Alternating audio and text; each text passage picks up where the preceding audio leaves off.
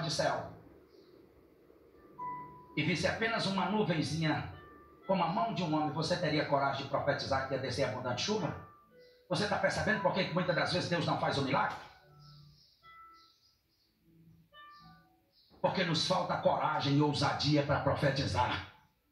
Irmãos, pelo amor de Deus, nesse toque eu quero que você aprenda uma coisa: quem faz o milagre é Deus, mas quem profetiza é você.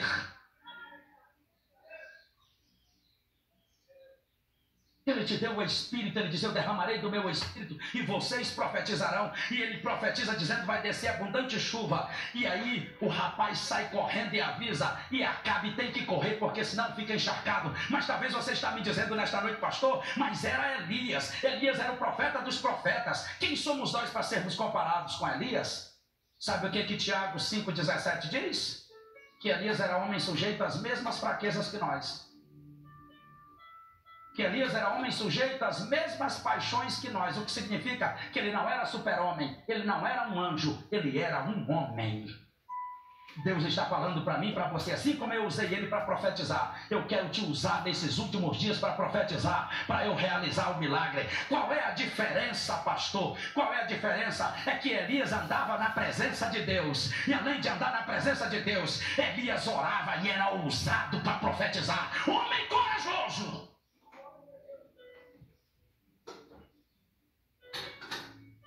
Mas talvez você tenha lido, através dos nossos irmãos tradicionais, que a promessa do Espírito Santo era só para aqueles dias. Eu não li do 37 ao 39 por acaso. Quando todos eles chegam e dizem: o que é que nós devemos fazer para sermos salvos? Pedro responde e diz: arrependei-vos e sejam batizados em nome de Jesus Cristo para a remissão dos pecados, e recebereis o dom do Espírito Santo. E olha o que ele diz: porque a promessa é para vocês, é para os vossos filhos, é para todos que ainda estão longe, e para todos quantos o nosso Deus chamar. Por isso que eu perguntei: quantos aqui são chamados por Deus?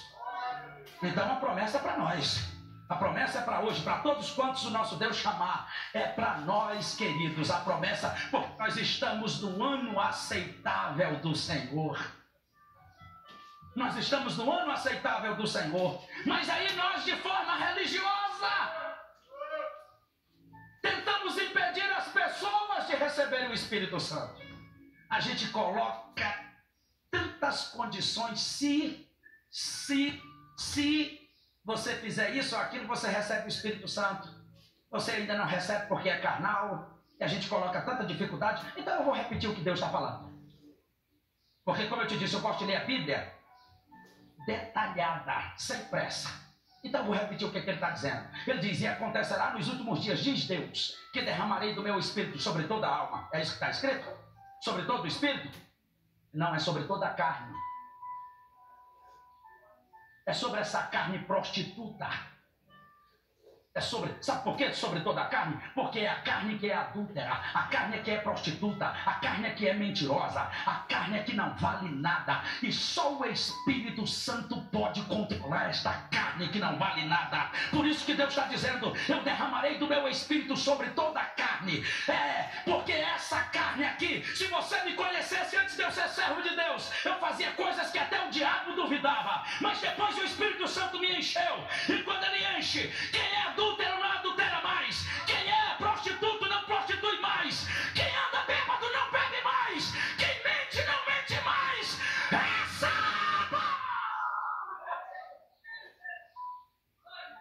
Eu derramarei sobre toda a carne.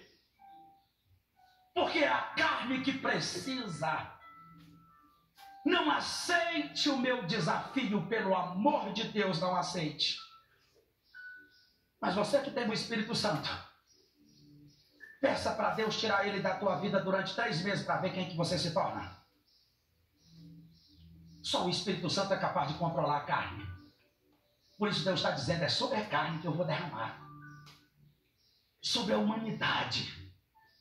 E às vezes a gente coloca tanta dificuldade para as pessoas, porque não entendemos do ano aceitável do Senhor. E eu estou falando do ano aceitável do Senhor. É ano de graça, é tempo de graça. Não é porque nós merecemos, é graça. Não é porque somos dignos, é porque necessitamos. É porque precisamos. Eu derramarei do meu espírito sobre toda a carne. Aí a gente sai e vai para o segundo tópico. Eu derramarei do meu espírito sobre toda a carne, vossos filhos e vossas filhas profetizarão, e os vossos jovens terão visões. Eu quero perguntar para você, igreja amada, como está a tua visão? O que você vê? Que espírito é esse que está na tua vida que não te dá visão diferente? Queridos, escutem. Uma universidade nos Estados Unidos começou a pesquisar 2 crianças recém-nascidas de 0 a 30 anos. Filhos de um pai traficante que vivia preso e de uma mãe honesta, temente a Deus e que servia ao Senhor com dedicação.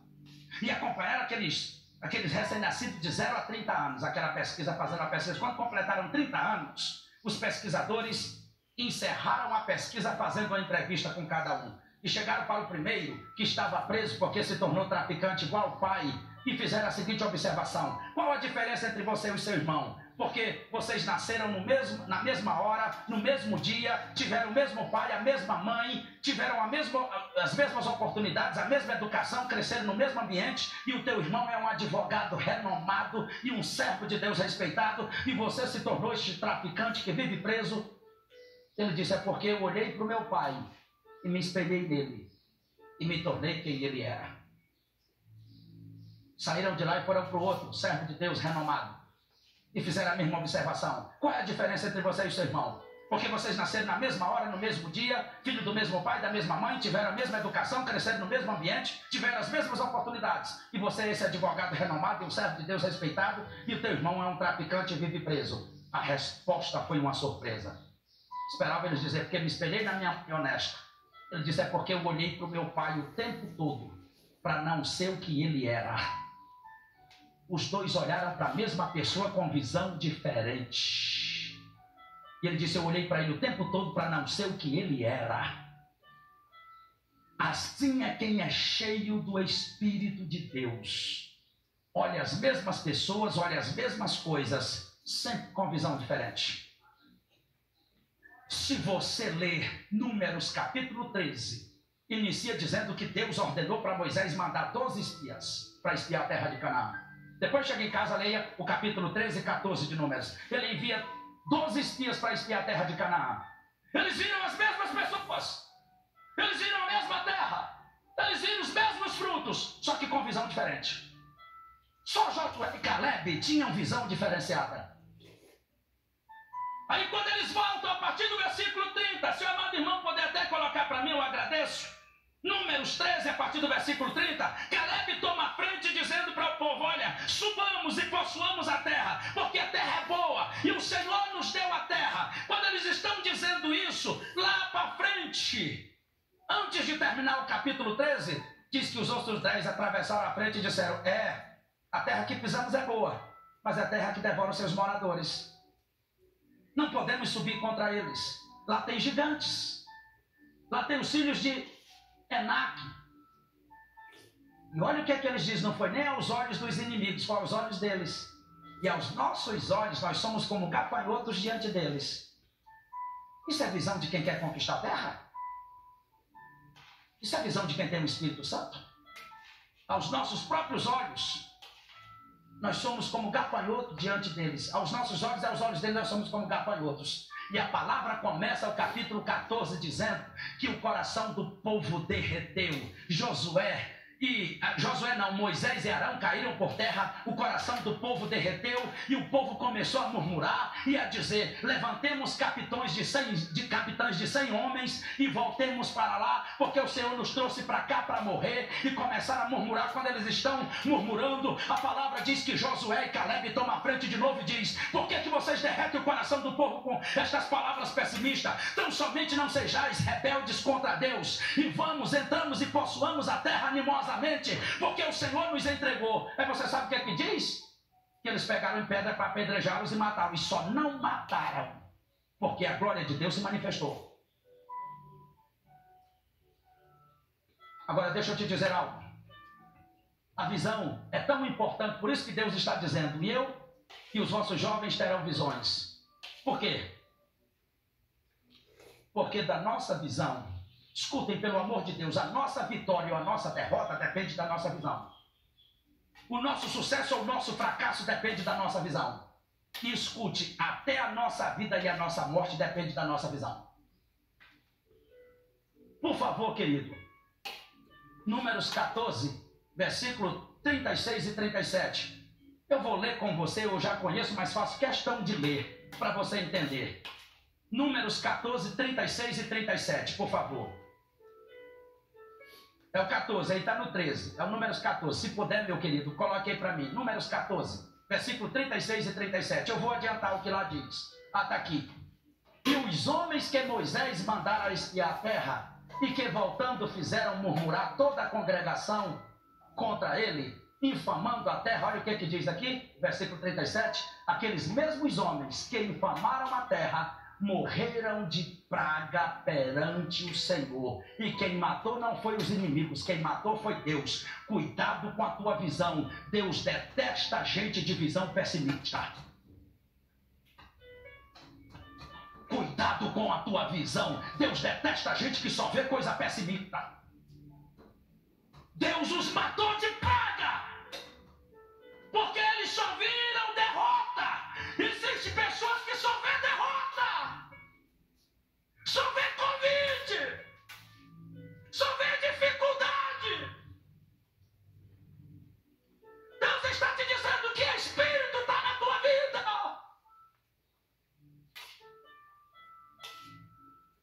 Deus detesta gente de visão pessimista. Que a gente está dando uma palavra diante, está dizendo, vamos, Deus vai dar vitória. Ah, não sei não. O pastor falou isso? Vamos não, porque esse negócio é fria. Deus está te dizendo, foge de quem não tem fé. Foge de quem não tem visão de Deus. Porque só tem visão de Deus quem tem o Espírito Santo. Quem não tem o Espírito Santo não tem visão de Deus. Não tem visão de Deus quem não tem o Espírito Santo. E a palavra diz que eles morreram de praga perante o Senhor. Certa vez, um fabricante de calçados, há umas décadas atrás, um fabricante de calçados enviou 2 funcionários, um servo de Deus e um que não era, para ir à Índia, para espiar a terra, porque ele queria abrir fábricas de sapatos. Os 2 viram a mesma coisa. O que é que eles observaram e viram? Que todo mundo na Índia andava descalço. Ninguém usava sapato nem sandália, usava uma tira de couro ou uma tira de pano amarrado pelo pé. O primeiro que não era crente voltou e disse, patrão, não abre não investe lá não, que o senhor vai investir, vai ter muito gasto. Lá todo mundo anda descalço, a cultura daquele povo é andar descalço. O senhor vai investir e não vai ter retorno nenhum, só prejuízo. O segundo servo de Deus voltou e disse, patrão, investe pesado. Abre pelo menos umas 10 fábricas, porque eu vi que lá ninguém anda calçado. Eu vou arrebentar de vender sapato e sandália. Você já me conhece e sabe que eu não sou aquele pregador que diz isso e aquilo outro. Mas eu quero quebrar o protocolo e te pedir para fazer uma pergunta para quem está do teu lado aí. Pergunta para ele ou para ela. O que você vê?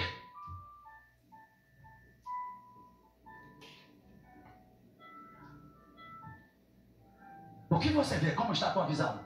Sabe o que eu vejo, jovens, aqui especialmente para vocês? Sabe o que eu vejo aqui de mim? Eu vejo médicos, eu vejo médicas, eu vejo advogados, eu vejo desembargadores, eu vejo juízes, eu vejo empresários bem-sucedidos, eu vejo pastores, eu vejo ganhadores de almas, eu vejo gente bem-sucedida.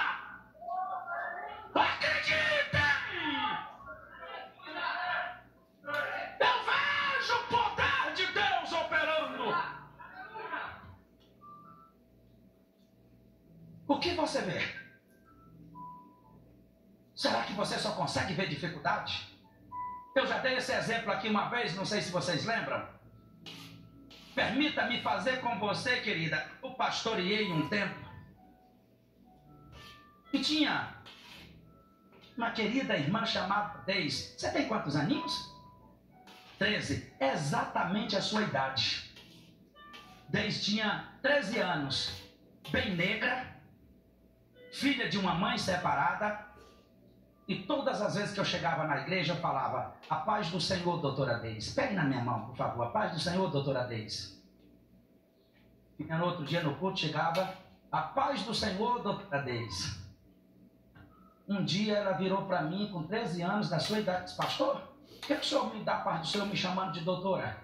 Aí disse: o senhor sabe que eu sou negra. O senhor sabe que eu sou filho de uma mãe separada que não tem condições nenhuma. Como é que o senhor me dá a paz do Senhor me chamando de doutora? É impossível. Eu olhei para ela, como estou olhando para minha querida Elda, e disse: você crê? Eu estou te dando a paz do Senhor porque eu te vejo uma doutora. Ela disse: eu creio. Só para finalizar, hoje Deise é doutora, e não é só doutora, é dona de clínica.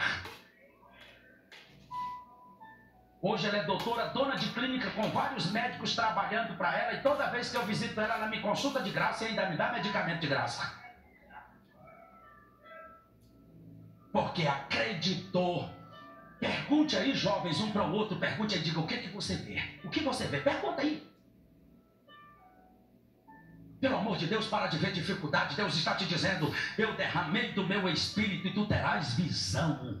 A igreja precisa enxergar diferente, porque quem tem o Espírito Santo sempre verá diferente. Quando a gente lê 2 Reis capítulo 6, mais um profeta chamado Eliseu. Tinha um servo chamado Geazi, ou Geazi, como você quer entender. E em 2 Reis 6, a partir do versículo 15, diz que muito cedo Geazi sai para ir, talvez contemplar o nascer do dia, ou para apanhar alguns cavalos. E quando ele sai, ele contempla os carros e cavaleiros da Síria. Ele volta apavorado e diz: ai, meu Senhor, estamos cercados pelo inimigo. Eliseu olha para ele e diz: você não consegue ver que mais são os que estão conosco do que os que estão com eles? Agora eu quero que você entenda uma coisa: Geazi andava com o profeta, dormia com o profeta, viajava com o profeta, andava ao lado do profeta, mas não tinha visão do profeta. Por quê? Porque só o profeta tinha um espírito. Só o profeta tinha o Espírito de Deus, ele não tinha. E quem tem o Espírito sempre vai ver diferente. Você não consegue ver? Aí ele faz uma oração, e eu acho linda a oração de Eliseu. Ele ora dizendo: Senhor meu Deus, eu te peço, abre os olhos desse moço para que ele veja. Oh, que maravilha, queridos. Abre os olhos desse moço para que ele veja. Na mesma hora as escamas espirituais caíram, porque Geazi não era deficiente visual, ele não era cego, mas ele não tinha visão do Espírito Santo. E quem não tem o Espírito Santo não consegue ver milagre, só consegue ver derrota. Quem não tem o Espírito Santo não consegue ver vitória. Oh, irmãos, Deus está te dizendo: eu quero te mostrar. Tem pessoas apavoradas aí por causa das guerras, tem pessoas apavoradas por causa da pandemia, tem pessoas apavoradas por causa do novo governo. Eu estou esperando o melhor ano da minha vida, 2023. 2023, para a glória de Deus, até aqui vai ser o melhor ano da minha vida, porque 2024 será melhor, 2025 melhor, e por aí vai. Eu dependo do governo de Deus, e o céu não está em crise. Ei, igreja, Jesus Cristo continua reinando absoluto. O reino de Deus não foi tocado, o céu é intocável. O reino de Deus não está em crise. Jesus continua reinando, ele continua reinando, ele continua reinando absoluto e plenamente.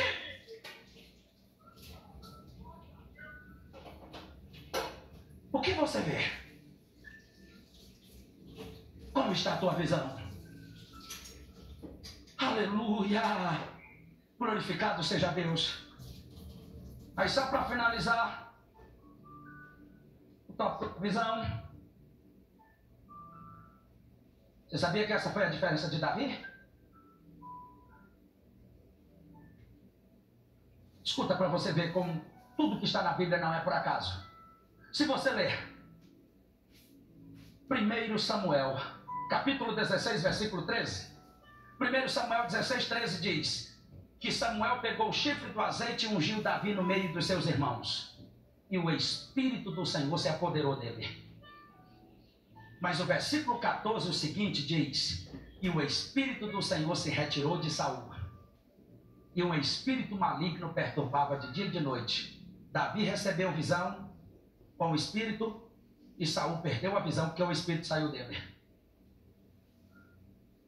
Aí se você ler o capítulo 17, diz que havia guerra entre Israel e os filisteus, e eles ficavam em fileiras, e todos os dias, durante 40 dias, saía um filisteu chamado Golias e desafiava o exército do Senhor, dizendo: não há nenhum homem no meio de vocês que seja capaz de lutar comigo e me enfrentar, não, bando de covardes. Você já pensou um ímpio durante 40 dias te afrontando? Afrontando o exército de Deus durante 40 dias, e era 2 vezes por dia, 80 vezes. Esses dias eu vi um vídeo aí de um louco falando mal do Deus dos cristãos, dos crentes, e a minha oração foi: Senhor, ele não sabe o que fala, perdoa, falando barbaridade, mas se eu estivesse perto dele eu teria dito: quem é tu, incircunciso, para falar do Deus da igreja e para desafiar a igreja de Deus? Aí todo dia vinha aquele incircunciso e falava: não tem nenhum homem no meio de vocês não. Que humilhação durante 40 dias, até o dia que ele se deparou com um menino cheio do Espírito com visão diferente. A única diferença ali foi a visão. Sabe por quê? Porque o Deus de Saul e de Israel era o mesmo Deus de Davi. Não tinha diferença nenhuma. Agora, qual era a visão deles? Todas as vezes que ele olhava para Golias, eles falavam: é um gigante, imbatível e invencível. Eles tinham tanto medo que a palavra diz que quando Golias se aproximava, eles fugiam. Os soldados fugiam para não ficar de frente com ele, porque falava: quem poderá vencê-lo? Ele é imbatível, é um gigante, quem poderá derrotá-lo? Me mostre onde Davi chama ele de gigante. Me mostre onde Davi chama ele de invencível. Me mostra onde Davi chama ele de imbatível. Sabe por que Davi não chama ele de gigante, nem de imbatível, nem de invencível? Porque ele não vê ele assim. Tudo é uma questão de visão. Sabe como é que Davi vê ele? Incircunciso. Quando Davi bateu o olhar nele, ele disse: quem é esse incircunciso? Se você não entendeu nada, o que era circuncisão? Circuncisão, todo filho homem ao 8º dia era circuncidado. Uma aliança com Deus. Um pacto com Deus. Davi era circuncidado. Quando Davi bateu o olho nele e disse: quem é esse incircunciso? Sabe o que Davi está dizendo? Quem é esse sem aliança com Deus para enfrentar quem tem aliança com Deus Todo-Poderoso? É isso que Davi vê nele. Davi vê ele um homem sem aliança com Deus. E Davi está dizendo: ele não tem aliança com Deus, ele é incircunciso. Eu tenho aliança e Deus vai me entregar ele. Qual é a tua visão? Eu não quero abusar da tua bondade, mas pergunta aí pelo menos para umas 100 pessoas. Pergunta: o que você vê?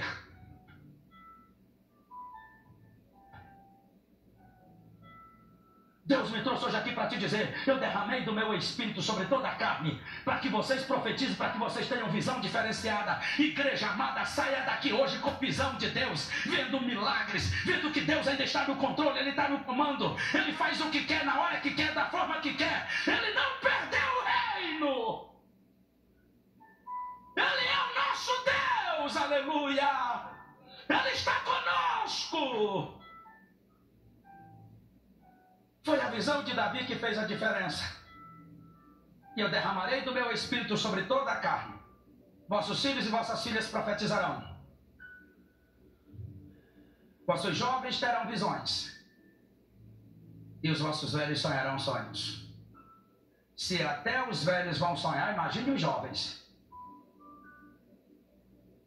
Por que Deus vai na ferida? Percebam que Deus não diz: e os vossos idosos terão sonhos. Ele diz: os vossos velhos. Por que hoje as pessoas fazem diferença entre velho e idoso? Porque segundo eles, o idoso ainda tem sonho, o velho não. Agora, sinceramente, eu não sei que diferença tem entre velho e idoso. Olha a loucura que nós inventamos. Nós inventamos que depois dos 70, dos 80 e dos 90... é a terceira idade. A terceira idade é a melhor idade. Melhor para quem?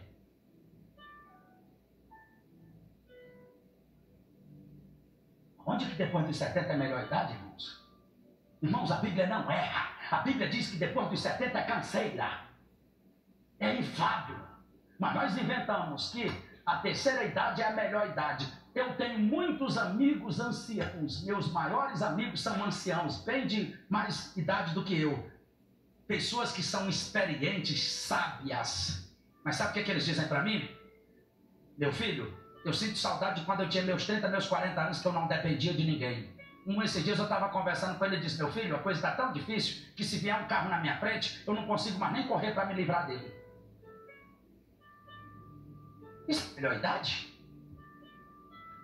Eu acabei de passar dos 50, vou fazer 52. E eu vim numa pregação dessa, eu chego em casa, faço um lanche ou janto e tenho que esperar 2 horas para poder fazer digestão. Isso é a melhor idade? Mas a gente parece que ficou louco. E sabe por que Deus está dizendo: eu derramarei do meu espírito e até os vossos velhos sonharão? Porque a coisa mais difícil que existe, escute isso aqui, porque Deus quer ir na ferida. A coisa mais difícil que existe é um velho sonhar. Velho não sonha. Quando você vê um velho sonhando, está cheio do Espírito. Está cheio do Espírito, só o Espírito. Ainda bem que Helder Divino está aqui. São meus testemunhos do que eu vou falar. Eu trabalhava com o seu João na imprensa nacional. Helder era funcionária da imprensa. Eu trabalhava com o seu João, um mineiro. Eu trabalhava lá com o seu João. Quando eu cheguei na imprensa, o seu João tinha 80 anos. Eu trabalhei ainda com o seu João durante 13 anos. O seu João é uma pessoa esperta, irmão. Já era aposentado, mas continuava prestando serviço. Chegava no serviço primeiro do que eu, tinha mais disposição do que eu, uma saúde de dar inveja, mas não tinha sonhos. Todos os anos de Copa do Mundo, o seu João chegava para mim e falava: Washington, essa é a última Copa do Mundo que eu vou assistir. Chegava as eleições, o seu João falava: Washington, esta é a última eleição que eu vou votar. Chegava as Olimpíadas, o seu João falava para mim: Washington, estas são as últimas Olimpíadas que eu vou assistir. Mas o que eu vou falar aqui agora não é bíblico, é que eu fui criado pela minha avó e ela me ensinava, falava para nós que quem tem a orelha grande vive muito. E eu olhava para o seu João tinha a orelha do tamanho dessa caixa de som. O seu João não tinha mais orelha, ele estava criando, era uma asa. Eu falava: se depender da orelha do seu João, ele vai a 120. Mas ele não tinha sonhos. Eles conheceram o seu João. Conheceram. É verdade ou não é? Conheceram. Exatamente assim, não era, pastor Divino? Não tinha sonhos, porque velho não sonha. Eu vou repetir: para um velho sonhar, tem que estar cheio do Espírito. E eu me emociono quando eu digo isso, sabe por quê? Porque até Abraão, o nosso pai da fé, por ter 100 anos já não sonhava mais.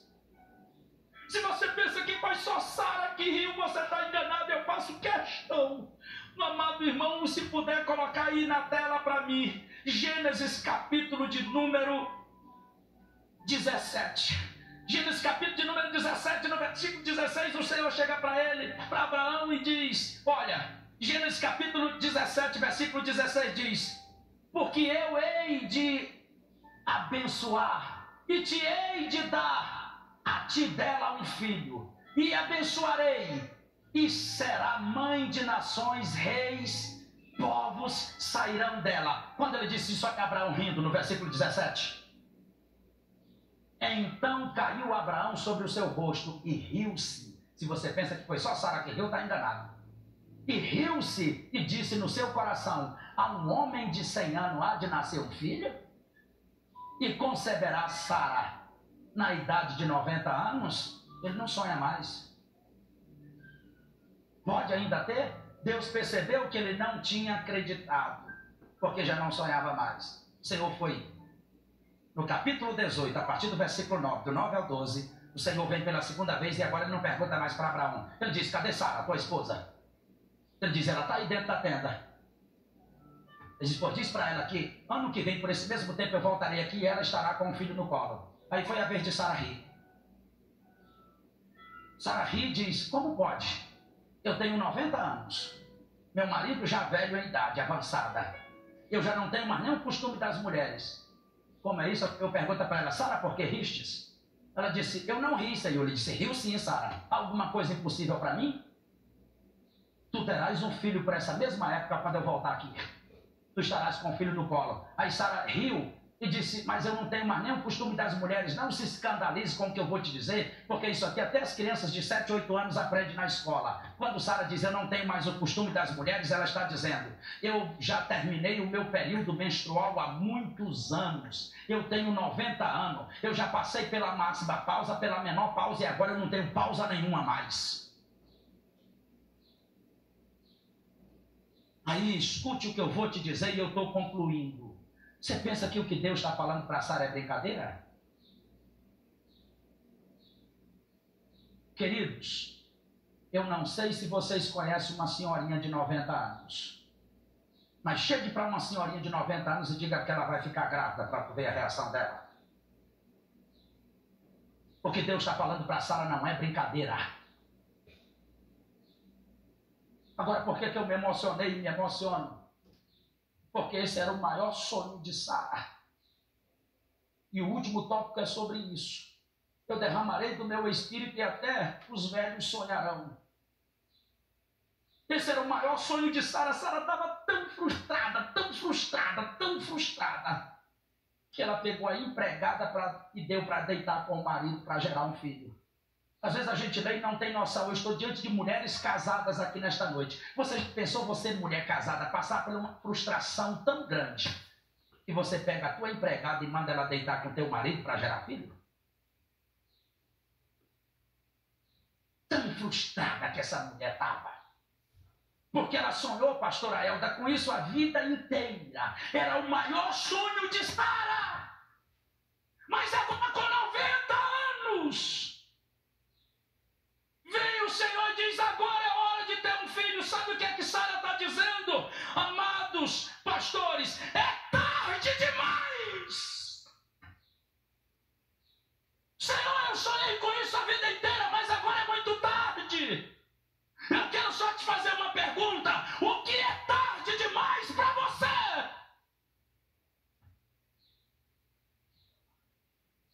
É tarde para você, para Deus não. Meu querido, pegue aqui o teclado só para a gente concluir. Você pode me ajudar aqui, por favor? Só para a gente concluir. Por favor, meu querido. Pode ser? Quando o Senhor diz, tu terás um filho, ela com 90 anos, o marido com 100 já velhos, ela disse, é tarde demais. É a mesma coisa que Marta e Maria diz, quando mandaram chamar Jesus, disseram, Senhor, vem, porque Lázaro, teu amigo, a quem tu amas, está doente, vem curar. Jesus deixou ele morrer. Quando o Senhor chegou, Marta e Maria disse, Senhor, se tu estivesses aqui, o meu irmão não teria morrido. Mas agora está morto. O Senhor diz, o teu irmão há de ressurgir, Marta. Eu sei, Senhor,